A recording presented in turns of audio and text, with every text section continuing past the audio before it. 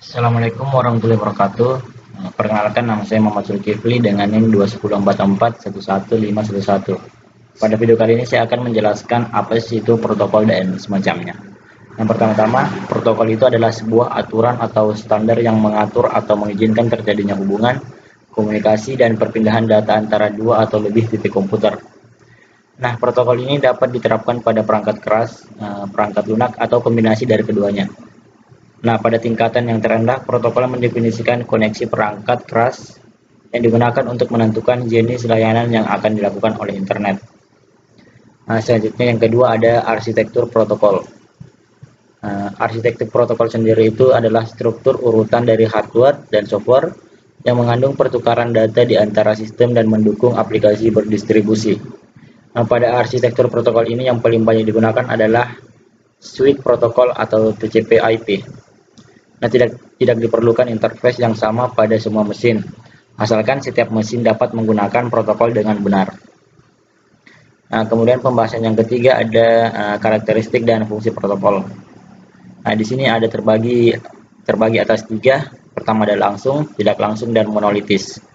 Nah, langsung sendiri itu bila dua sistem yang menggunakan point-to-point link, entity-entity pada sistem dapat dikatakan berkomunikasi secara langsung, yakni kontrol informasi dan data melintas langsung di antara kedua entiti tanpa adanya pengatur lain. Selanjutnya ada tidak langsung. Tidak langsung ini adalah apabila sistem yang dihubungkan dengan switch jaringan komunikasi mempunyai konfigurasi multipoint, maka tidak akan terjadi komunikasi protokol secara langsung. Nah, yang ketiga ada monolitis. Pada monolitis ini, tas-tas komunikasi pada sebuah entiti diperlukan sebagai sebuah unit. Nah, di mana sehingga semua tugas dilakukan secara mandiri oleh unit tersebut. Misalnya, pada dua unit yang saling bertukar data, maka semua logik yang berhubungan dengan pertukaran data dilakukan oleh masing-masing unit. Selanjutnya, yang keempat, terstruktur. Pada sistem terstruktur ini, rangkaian protokol yang digunakan mempunyai lapisan-lapisan atau hierarki. Yang kelima ada simetris atau tidak simetris, di mana sebuah protokol bersifat simetris jika dapat melakukan komunikasi antara entiti sejenis. Sedangkan asimetri ditetapkan pada protokol yang mempunyai tingkatan lebih tinggi atau lebih rendah, misalnya hubungan klien dan server. Kemudian yang terakhir ada standar atau norm, yang dibuat untuk suatu situasi komunikasi tertentu. Nah, selanjutnya kita masuk pada pembahasan fungsi-fungsi protokol. Fungsi protokol itu yang pertama ada encapsulation, di mana encapsulation ini berfungsi untuk menjaga suatu proses program agar tidak dapat diakses secara sembarangan atau diintervensi oleh program lain. Nah, yang kedua ada connection control, yang dimana digunakan untuk melakukan pertukaran data antar entity. Yang ketiga ada segmentasi dan resembling. Nah, segmentasi sendiri ini berfungsi pada pemecahan data atau informasi yang besar menjadi bagian yang kecil atau segmentasi yang lebih mudah ditangani.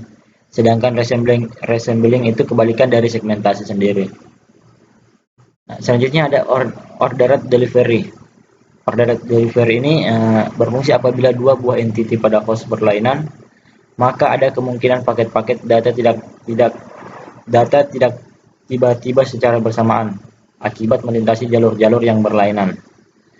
Nah, yang selanjutnya ada error control, di mana error control ini diperlukan untuk menjaga informasi dan data dari kerusakan.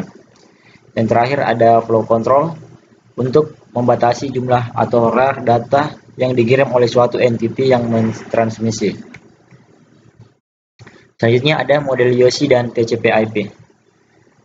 Model YOSI ini merupakan singkatan dari Open System Interconnection atau YOSI, di mana suatu model konseptualnya terdiri dari 7 layer, di mana tiap-tiap lapisan layarnya itu berfungsi untuk melakukan fungsi spesifik untuk mendukung lapisan di atasnya, dan sekaligus juga menawarkan layanan untuk lapisan yang ada di bawahnya. 3 lapisan terbawah ini akan fokus pada melewatkan trafik melalui jaringan kepada suatu sistem yang terakhir. Nah, berikut ini contoh-contoh masing-masing layer pada model YOSI. Nah, yang pertama ada application layer, lapisan aplikasi. Kedua ada presentation layer. Ketiga ada session layer. 4 transport layer. 5 network layer. 6 data link layer. Dan terakhir ada physical layer. Mungkin sekian dari pembahasan materi tentang protokol. Kurang lebihnya mohon dimaafkan. Wabillahi taufiq wal hidayah. Wassalamualaikum warahmatullahi wabarakatuh. Oke.